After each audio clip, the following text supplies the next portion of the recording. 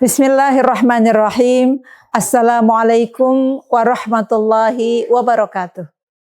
Alhamdulillah. Alhamdulillahirabbil alamin.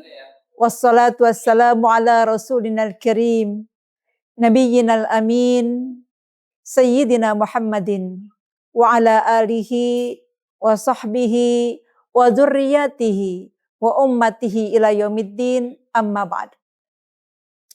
Saudara-saudariku, shaimin dan shaimat, dimanapun Anda berada, alhamdulillah dengan izin Allah, kita dipertemukan dalam program Ramadan bersama Majelis Ulama Indonesia Jakarta Selatan, dan kita bermohon kepada Allah Subhanahu wa Ta'ala agar ibadah puasa kita senantiasa mendapatkan penilaian terbaik dari hari pertama sampai dengan hari ini, mendapatkan penilaian yang Allah ridhai.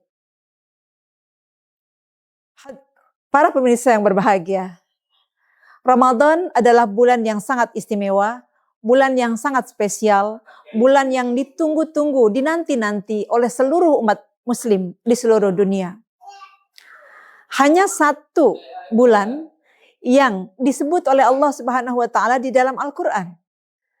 Dari 12 bulan dalam satu tahun, hanya bulan Ramadan yang Allah sebut namanya di dalam Al-Quran, yaitu surat Al-Baqarah ayat 185. Syahrul Ramadan alladzi unzila fihi al-Quran hudal linnasi wa bayyinatin minal huda wal furqan. Bulan Ramadan adalah bulan diturunkannya Al-Quran sebagai petunjuk bagi seluruh manusia. Dan Ramadan, ibadah puasa di sini berbeda dengan ibadah-ibadah yang lainnya. Kenapa? Kalau kita bicara mengenai ibadah yang lainnya, sholatkah itu, sedekahkah, haji dan umroh, semua orang bisa lihat apa yang kita lakukan. Tetapi tidak dengan Ramadan, di mana seseorang berpuasa semata-mata hanya dirinya dan Allah yang tahu.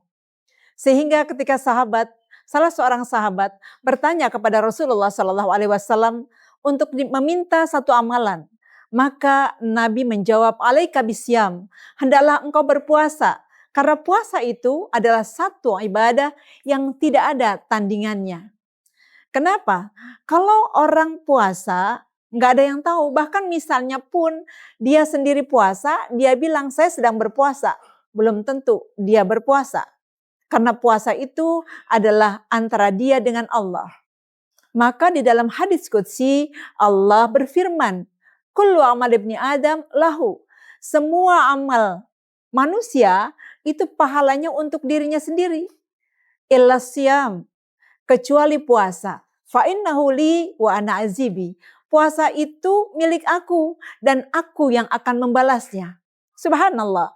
Di sini kita bisa mencerna bahwa ternyata memang puasa itu ibadah yang meninggalkan, bukan ibadah yang mengamalkan. Bayangkan kita diperintahkan untuk meninggalkan sesuatu yang halal. Makan, minum, syahwat dengan yang halal itu kita tinggalkan semata-mata karena berharap ridha Allah. Maka ketika Allah mengatakan puasa itu milikku, artinya Allah akan memberikan satu ganjaran yang unlimited, yang tak terhingga banyaknya. Kenapa? Kata Allah, yada'u ta'amahu wa syarabahu wa syahwatahu min ajli. Mereka yang puasa itu mereka meninggalkan makan, minum, syahwatnya yang halal karena aku. Jadi sebenarnya itu halal, bisa kita lakukan. Tetapi karena kita merasa selalu dalam pengawasan Allah, maka orang yang berpuasa ini mendapatkan ganjaran yang mulia di sisi Allah Subhanahu wa Ta'ala. Untuk itu, para pemirsa, mari kita bermohon kepada Allah Subhanahu wa Ta'ala agar Allah memberikan kepada kita istiqomah di dalam puasa kita, dan puasa ini benar-benar menjadikan kita orang-orang yang naik derajatnya di sisi Allah Subhanahu wa Ta'ala. Karena tidak ada satupun yang bisa menjamin puasa kita itu diterima oleh Allah kecuali man shoma ramadhana imanan wahtisaban ghufira lahu ma taqaddama min dzambi. Ini satu janji yang sangat indah dari Allah Subhanahu wa Ta'ala.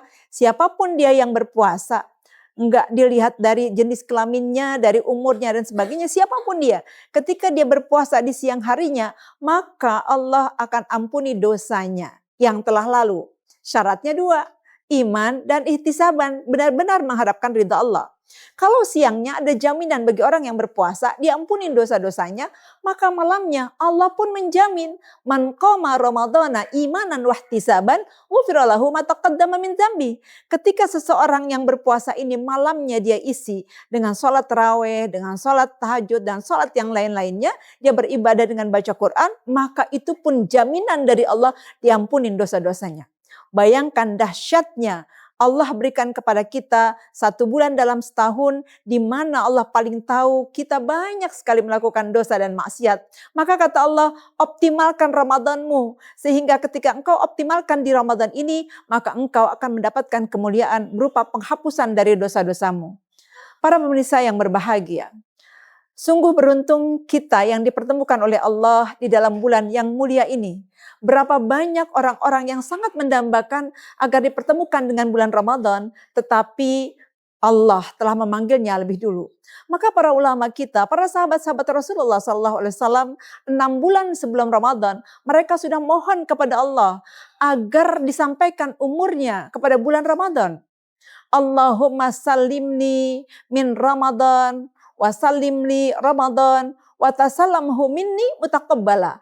Itu mereka, para sahabat Nabi mengucapkan doa ini 6 bulan sebelum Ramadan. Bayangkan, mereka minta merintih setiap hari kepada Allah agar disampaikan dengan bulan Ramadan. Selamatkan kami ya Allah, selamatkan saya sampai bulan Ramadan dan hantarkan Ramadan kepada saya dan jadikan ibadah Ramadan kami Engkau terima dengan penerimaan terbaik. Para pemirsa yang berbahagia, mari kita isi Ramadan ini dengan sebaik-baiknya karena kita tidak tahu kapan waktunya Allah akan memanggil kita. Insya Allah dengan kita bersungguh-sungguh semata-mata berpuasa karena Allah, dijauhkan dari perbuatan yang sia-sia, maka Ramadan kita insya Allah menjadi Ramadan terbaik dalam hidup kita. Para pemirsa, ada satu hal yang harus kita waspadai. Di dalam bulan Ramadan ini hendaklah kita berhati-hati dalam mengucapkan kata-kata yang keluar dari lisan kita. Karena Rasulullah mengingatkan kita, man lam yada' qawla zur wal amala bihi falaysa lillahi fi an yada'a ta'amahu wa syarab. Siapa yang tidak bisa meninggalkan perkataan dusta dan sia-sia, maka Allah nggak peduli lagi dengan puasanya. Jangan sampai puasa kita hanya mendapatkan lapar, haus, lemah, letih, lesu. Tidak mendapatkan pahala apapun di sisi Allah. Maka marilah kita bersyukur kepada Allah dengan mengisi Ramadan ini memperbanyak baca Quran. Karena Quran itu satu amalan, satu hurufnya dibalas 10. Kalau kita sholat, 1 kali sholat dibalas 10. Tetapi kalau kita membaca Quran, 1 hurufnya 10. Bayangkan berapa kita banyak mendapatkan pahala ketika kita baca Bismillahirrahmanirrahim saja 19 huruf kali 10. Memang kita tidak boleh menghitung-hitung ibadah kita, tetapi ini bisa menjadi satu motivasi buat kita sepanjang hayat di kandung badan. Marilah kita berinteraksi dengan Al-Quran, dekatkan diri kita dengan Al-Quran, karena Al-Quran itu nanti akan menjadi pendamping setia kita, teman kita di alam barzah kita ketika tidak seorang pun yang dapat membela kita, yang dapat membantu kita, maka Al-Quran dan puasa Allah izinkan untuk memberikan syafaat kepada kita. Para pemirsa yang kami muliakan, demikian apa yang bisa kami sampaikan sebagai kesimpulan bahwa mari kita bersyukur kepada Allah Subhanahu wa taala yang telah kembali menganugerahkan kepada kita bertemu dengan bulan Ramadan, di mana di dalam bulan Ramadan ini Allah berikan janji untuk mengampuni dosa-dosa orang yang berpuasa ikhlas karena Allah, berharap ridha Allah dan dengan iman dan ketakwaan. Yang kedua, mari kita isi Ramadan ini dengan sepenuh kemanfaatan sehingga kita tidak termasuk orang-orang yang sia-sia, yang hanya mendapatkan lapar dan haus, tetapi kita mendapatkan pengampunan dari Allah, rahmat dari Allah, dan dijauhkan dari api neraka. Dan yang terakhir, semoga dengan Ramadan ini kita minta kepada Allah Subhanahu wa taala senantiasa menjadikan kita hambanya yang pandai bersyukur, yang istiqomah, sehingga Ramadan kita mendapatkan penilaian terbaik di sisi Allah Subhanahu wa taala. Demikian dari kami, kurang lebihnya mohon maaf. Wallahul muwaffiq ila aqwamit thoriq. Wassalamualaikum warahmatullahi wabarakatuh.